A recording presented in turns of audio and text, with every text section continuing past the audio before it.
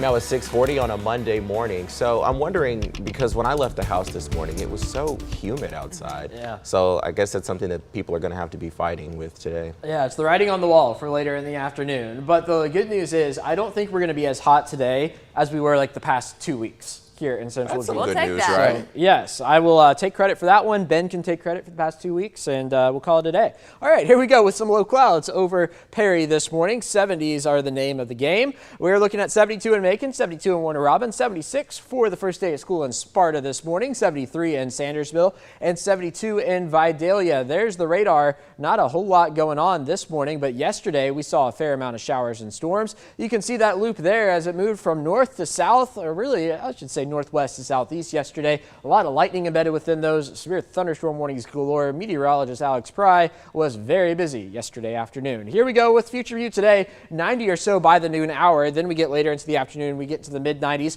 A couple scattered showers, but for the most part, not what we saw yesterday. Just a heavy downpour or two. And really, I think we're going to be hard to come by storms. There we are at 7 a.m. tomorrow morning, much like we are this morning. 70s giving way to 90s relatively quickly. A couple heavy downpours will be possible tomorrow. We get into Wednesday, starting off much of the same. Wednesday afternoon, another 20% chance of rain here in Central Georgia. But things get interesting on Thursday. Watch this now. So the European model has heavy storms. That's what it's showing here. Thursday at about 2 p.m., moving quickly from north to south across the state of Georgia. What this is indicative of is what are called ridge rider systems. And I think that's going to be possible, meaning heavy storms potentially Thursday afternoon. But models are notoriously very bad at handling systems like this, but they usually miss them. So the fact that it's showing this is raising my eyebrows. We get forward into Friday, you can see it's trying to do the same thing once again, and that's how these work, is you get 2 or 3 of them, and then again on Saturday, it's trying to do much of the same. So I'm going to keep a close eye on it. As of now, I did bring up the rain chances a bit on Thursday. That in turn will bring down the temperatures, and we'll just have to play it by ear as we get into the latter part of the week. So 97 is what we did yesterday, 89 on Saturday. Overall, 18 above average days so far for the month of July. It has been a warm month here in Central Georgia and in many spots. In fact, I think I saw this morning, yesterday was the 31st consecutive day in Phoenix, Arizona, where they were at least 110 plus for a high temperature. So it's all in perspective, right? At least we're not that hot.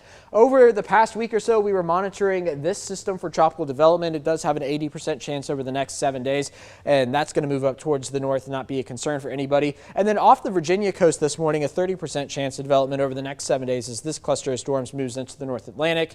The next names on the list are going to be Emily and Franklin, followed by Gert. That's a funny one for 2023.